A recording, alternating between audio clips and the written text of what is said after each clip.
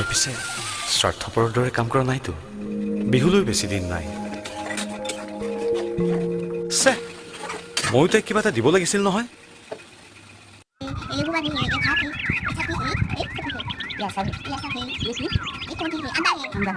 দাদা